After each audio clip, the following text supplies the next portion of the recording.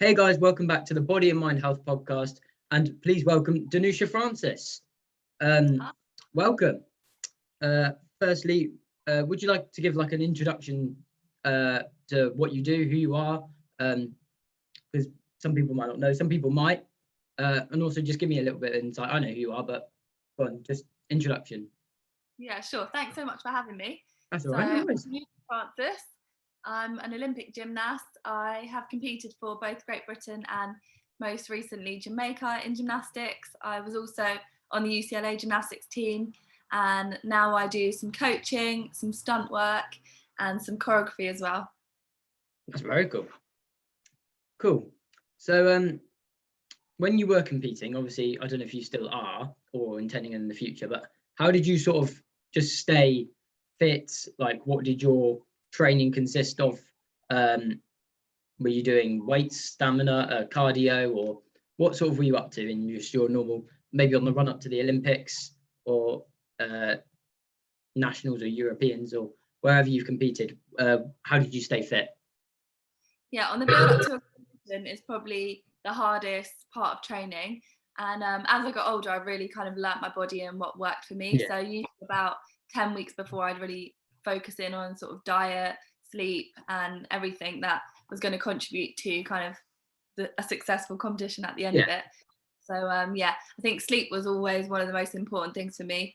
And then just trying to eat healthier just to really fuel the training sessions. And then in training, it was a lot of cardio and endurance and stamina to try and get myself in shape for the routines, and then also a lot of conditioning, a lot of it's body weight and gymnastics, but we did also do some weights, just kind of getting ready for that impact of when you kind of hit the floor or you catch the bar. You're catching the bar with, I think, I'm not 100% sure, but it's something like 3 times or 5 times your body weight, so you really do have to be ready for the force. And then a lot of it is just kind of like sections of your routines or routines with slightly easier skills just to build up that endurance that you need. Yeah. So you mentioned sleep. I'm a big advocate for sleep. As a teenager, obviously, if people around me don't get enough sleep, and I advocate them to get more sleep, because with what stuff I'm doing with school and everything else, I have enough sleep. I make sure I do. So just out of interest, what were you aiming for? Like how many hours? 8, 9? And then also we'll come into what diet plays a factor into in a bit. Usually 10 hours sleep. Yeah, no, I'm around 10, 11 at the moment. Yeah, if I can, more. But yeah.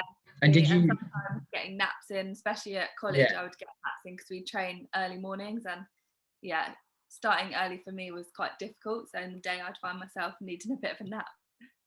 And did you think that played a big factor in success? And if you think you hadn't have slept as much as you did, would that have played a factor in your competition or in your training? Or yeah, definitely. I think it's just really good for recovery as well. Obviously, if you can sleep for 10 hours straight, then your body obviously needs it.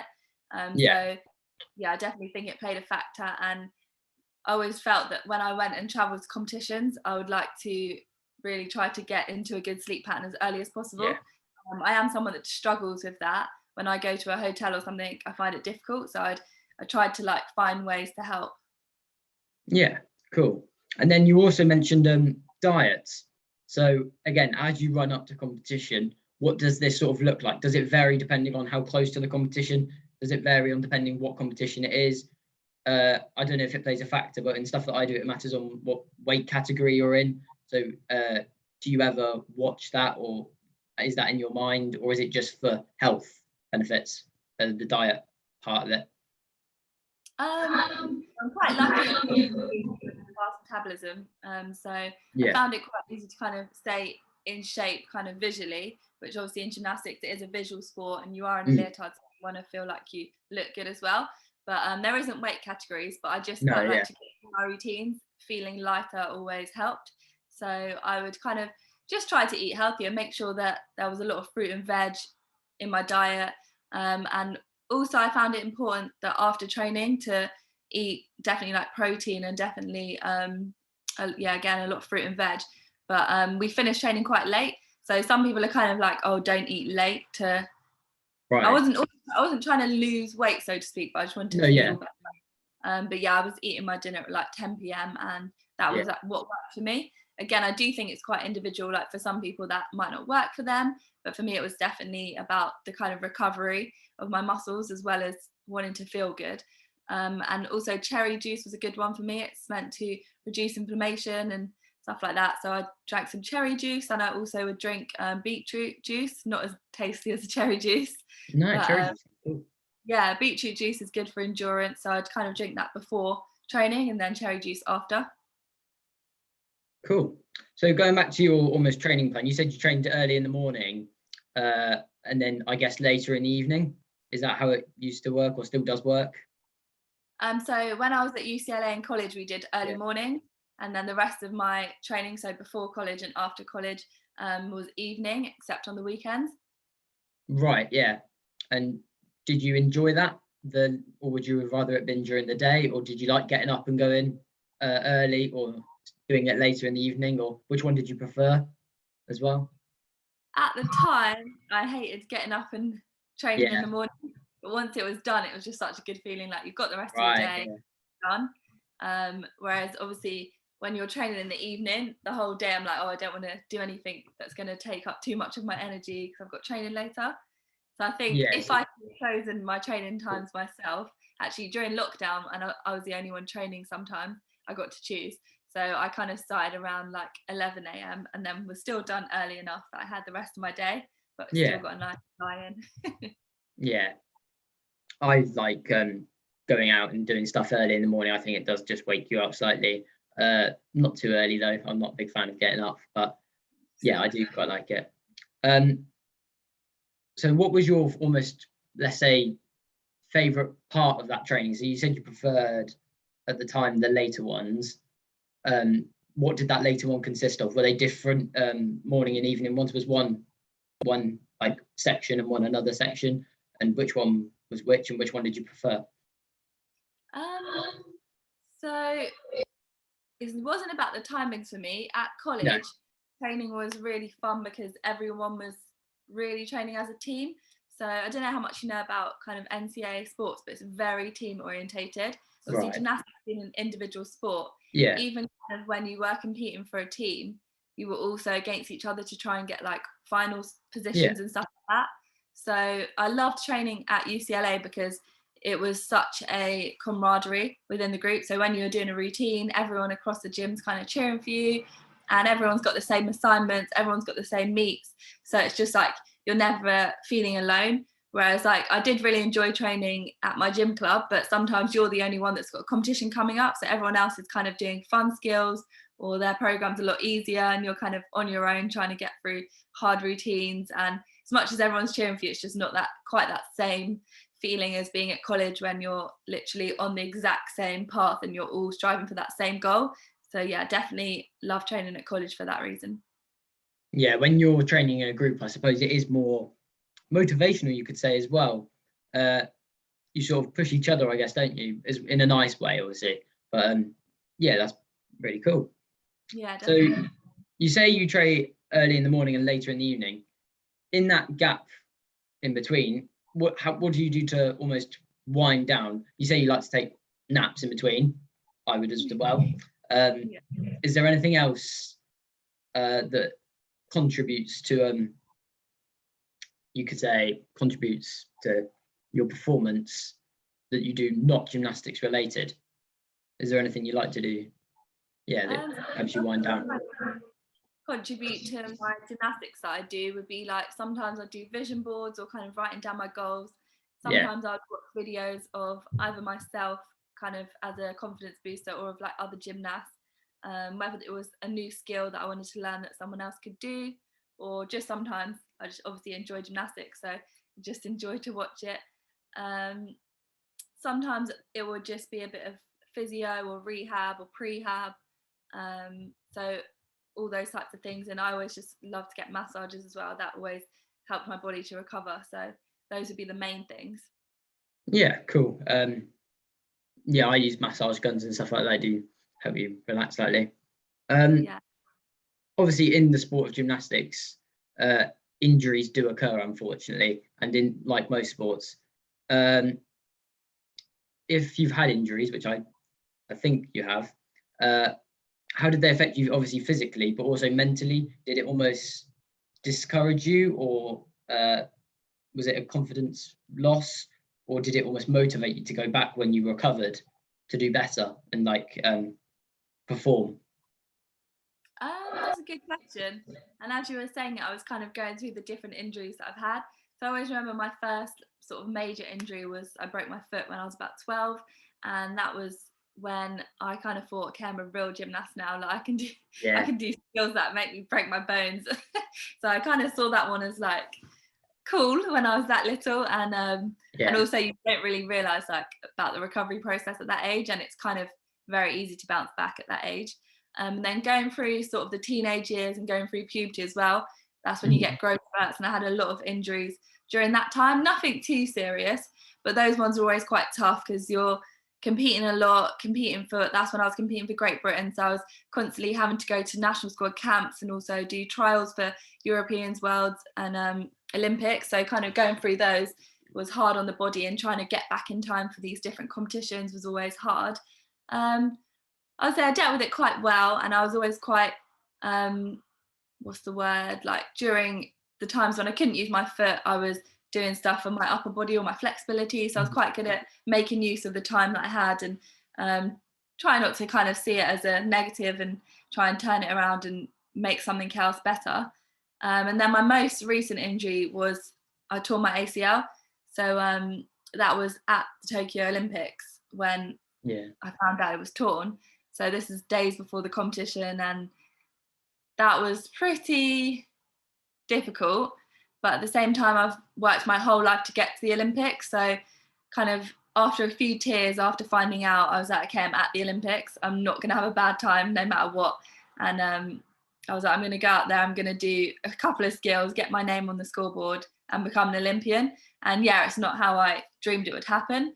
But at this point, I've got here, and not many people get to call themselves an Olympian. So I'm going to no, do it and I'm going to enjoy it. So that was kind of definitely tough and not easy, but I was around a lot of gymnasts that I respect, and they encouraged me as well. So yeah, that was the biggest injury of my life at the biggest competition of my life. But I was proud of how I dealt with it. I was going to ask, did the team almost help you and come around you and support you? Because obviously finding out you're injured days before a massive competition must be quite scary. And did your teammates almost help you, bring you up, or was it a family thing or friend thing, or did you almost have to do it on your own? Like get up and... So I was the only gymnast out there representing Jamaica. So I had my coach, and he was very supportive, and he's also just like a really fun person. So together we were just like, let's enjoy the experience. Like now we know like the competition's not going to go how we wanted it to or how we planned it to go, but we can still enjoy this experience together as well. He's been my coach since I was 9, so now as an adult we're friends, and it was just nice to be out there with him. And then it was all the other gymnasts from the other countries that I spoke to, and like they'd see me in the training gyms trying to push through this injury, because I didn't know it was torn obviously for the first sort of I was there, so I was training on it and trying to figure out what I could do, and they'd all be really supportive. So then once I kind of told them that, oh, I've actually torn my ACL, they were all like devastated for me, but tried to uplift me and said like, look, the hard part was qualifying to the Olympics, and then obviously training the extra year with COVID, so just enjoy it. And everyone was really lovely. And the other athletes also from Jamaica, they were so nice. The girls in my apartment, again, they were just like, you have come this far, like wear the Jamaican flag with pride and just kind of do what you can, do your best. And yeah, I think everyone out there, I think especially during COVID, we'd all kind of gone through something traumatic really when you qualified to the biggest event of your life and had to wait an extra year. So there was a really nice atmosphere at the entire Olympics, in the village, in the gymnastics, and within my team Jamaica. Yeah, that's really cool. Then continuing on at the Olympics, what was the general, put the injury aside, what was the experience like? Because also the Olympics was obviously postponed. Did that play a part in your training and was it annoying? Because were you planning on going in 2020, I guess? Yeah, it was annoying, not gonna lie. Yeah. especially now when I look back, because obviously if it had been in 2020, the likelihood is I wouldn't have torn my ACL, because it was just kind of like one of those things. But I think I say everything happens for a reason. Everyone had to go through it, so it's like there's no point kind of being upset about it. And I was really lucky that I had qualified in 2019, so during that year I kind of just kept my place and I didn't have to worry about re-qualifying. I could just train towards the Olympics, so that was one good thing. But yeah, getting out there, the hardest part was seeing some of the athletes that obviously would test positive and then kind of get escorted out the village. So everyone was kind of a little bit nervous to catch it, because you didn't want to be one of those that got all the way through the extra year and then you couldn't compete because of that. So it was hard to see a couple of people end up getting escorted out with people in hazmat suits. It was quite dramatic scenes, but yeah, I think the rest of us were just grateful and kind of like, finally we're here. Yeah. And you talked about qualifying in 2019. What is the because I don't know, what is the qualifying process to get into Team Jamaica and go to the Olympics? And how did it feel to qualify? Yeah, so for gymnastics, they change the qualification process every 4 years. So for the 2016 Olympics, so as Jamaica, we're just quite new into gymnastics. So there's always 12 teams for gymnastics. And then after that, it's individuals. So I command obviously an individual. But back in the 2016 cycle, 2015 World Championships, I qualified, but then Jamaica chose a different athlete. Back then you had to go through the Olympic test event. So she went to the Olympic test event and then went to the Olympics. So this kind of obviously was quite difficult to process and everything, like getting that close and then not getting to go. Whereas this cycle in 2020, they changed the rule that once you qualify from the World Championships, you qualify your name instead of your country. So your country can't replace you, if that makes sense. Yeah, so this was really good in a way, because I was going through the cycle knowing that if I qualify, then that's it, I've done it, it's all down to me. But I had to qualify at the 2019 World Championships, and obviously, like I said, it was all down to me and my performance on that one day, and that was like it was kind of make it or break it. And I put a lot of pressure on myself, and I knew I could do it, but it's almost scarier when you know you can do it, because you're not just kind of going there on a fluke, on a whim, just like see what happens. I was like, no, I can do this. Kind of like mathematically, if I did my routines how I could do them, it was a very good chance of making it. So yeah, I was really nervous, but yeah, just taking a lot of deep breaths that day and just smiling my way through it, and I managed to pull it off. And afterwards I still had to wait for the next day, because there was a whole nother day of qualifications, but I was high enough to feel confident. So I just felt just a huge sense of relief and like, wow, and just proud of myself. And eventually after the next day of qualification, seeing my name on the official list was just like a pinch me moment. And yeah, for me, definitely the 2019 Worlds was the hard part and the Olympics was the reward. So although that didn't go how I planned, it was okay. That's really cool. I think that's my bit done. Lucy, would you like to come in and do your questions that are a bit more gymnastics related? You pull a chair up, I'll sit in. Hiya. Hi. So you've got your questions prepared, haven't you? Yeah. Cool. I'll leave you two to it then. So hi, I'm Lucy. Hi. So my first question is, what age did you start gymnastics at? I started gymnastics when I was 5. What about you? I think I was about 6 or 7 when I started, yeah. And just out of interest, when did you start competing, even just at a club level? I think literally when I was 6, like pretty soon after. And then how about almost, I don't know, where you went regional, national, or when did you start going to almost bigger competitions? So when I was 9, I became British champion. And then I think when I was probably like 12 is when you kind of go off to actually compete for Great Britain. So I was in the young national development squad, and then about 12 we did some internationals. Oh, cool. Go on. So what inspired you to start gymnastics? Was it like somebody who you had seen? So my mum just took me and my 2 siblings. I've got 3 siblings, but 3 of us are all back to back in age. So she would just take us to loads of different after school clubs and activities just to burn some energy, make her life easier, I think. And then we went to gymnastics and I just loved it. And it was just like in a school hall, just roll out mats type thing. And I was just so obsessed with it. So then started to go to a bigger gym on a Saturday, and then only went to the bigger gym. And then eventually went to boarding school on a gymnastics scholarship. That's really cool. What made gymnastics almost different from these other clubs you almost did and went to? What really made gymnastics appeal to you? Ooh, as it is? good question. I think it was probably like the challenge of it, and then I saw all the older girls doing skills and I just thought they were so cool and I just wanted to be like that. So yeah, I think it was just like being able to do cool tricks and yeah, and wanting to copy the older girls. Yeah, cool. You found that, haven't you? Go on. Yeah, so how many hours a week and day did you train at the gym, like for the Olympics and like when you were younger? So the most I ever did was when I was kind of like a teenager competing for Great Britain, and I did about 24 hours a week.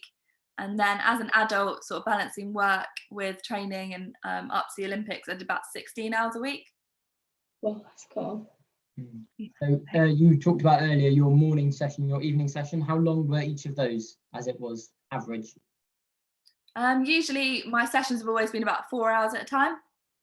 Right. Yeah. Cool. So this is something that I really struggle with. Like, how did you work your strength and flexibility?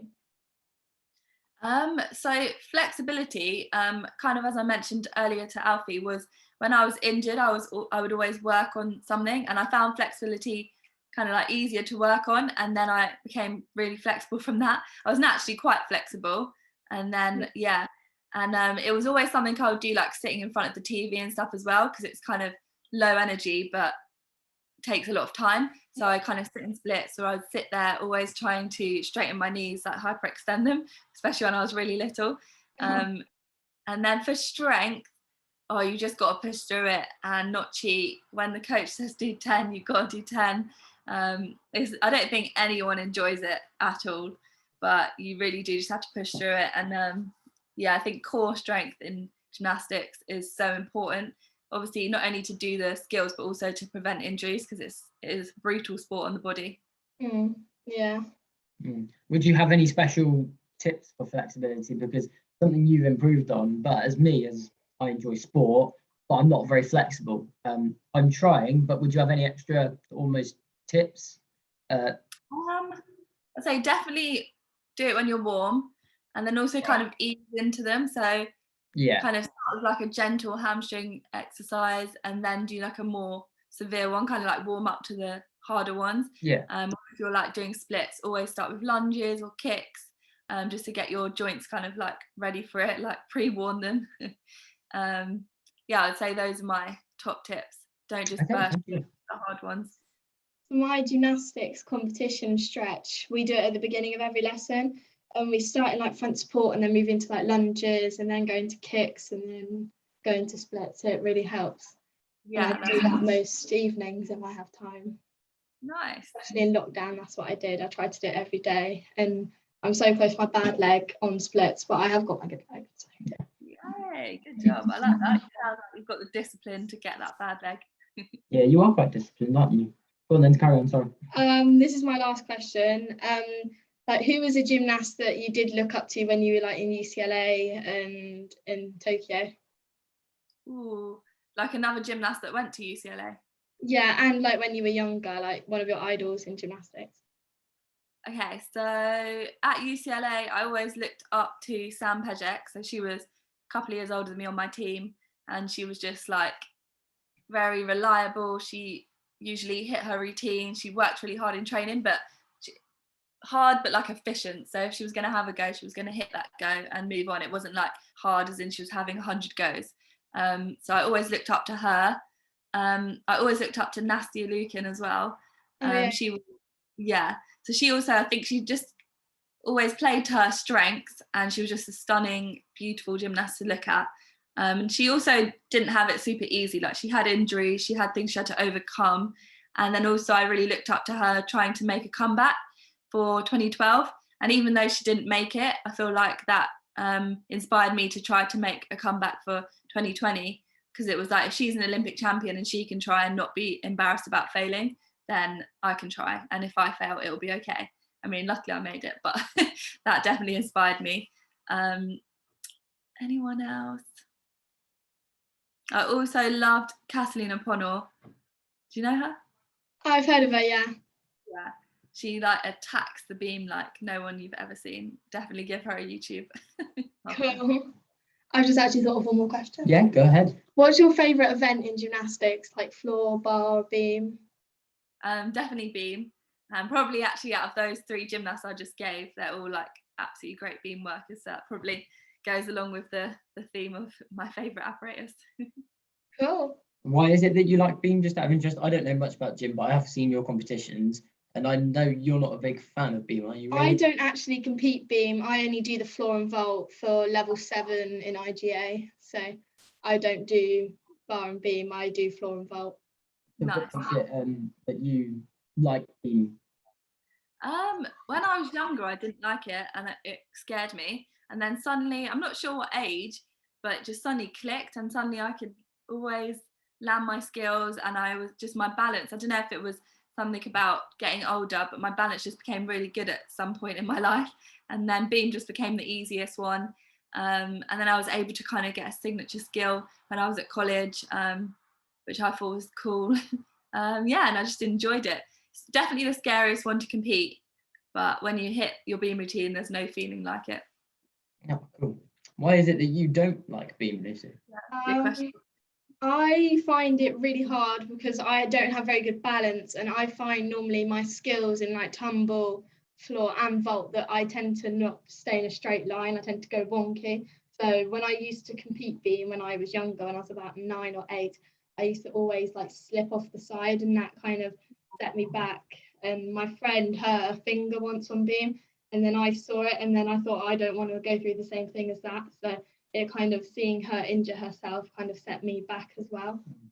Yeah. Liking it in the future. Yeah. Because you just said you didn't really like it when you were younger. Was that just because like you was sort of intimidating slightly, I guess? Yeah, it was scary. I think a lot of gymnasts get mental blocks going backwards on the beam, and I was one of those gymnasts. I see it now as a coach, and it's just kind of something you've got to push through, and then eventually, once you push through it, you just got to keep that mental determination and like that mental strength that you've built by pushing through these mental blocks and these barriers. And that was something that I was able to keep for the rest of my gymnastics career. So yeah, maybe if you get back on the beam one day. Yeah, you might. Yeah, well, yeah, your balance might have improved, and as you're older, your sort of mental toughness might have improved as well. Yeah. All right, is that your questions? Yeah. Done. Cool. You can sit in now. I just have one more question. No. What's next for you? What are your goals for, I don't know, the next year? What are you training for? Are you still training as much as you were? Maybe not, but yeah, what are your goals and projections for the next year?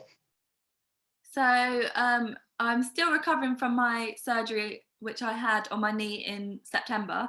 So just to get my knee back fully functional, it's kind of probably like 70% there. I can function day-to-day life fine. I won't really notice it, but then when I try to do kind of more extreme sports, that's when I notice it. So yeah, just to get that back, and then ease myself into gymnastics. I would love to just get some skills back anyway, because I always imagined I'd be able to do quite a lot of skills for a long time.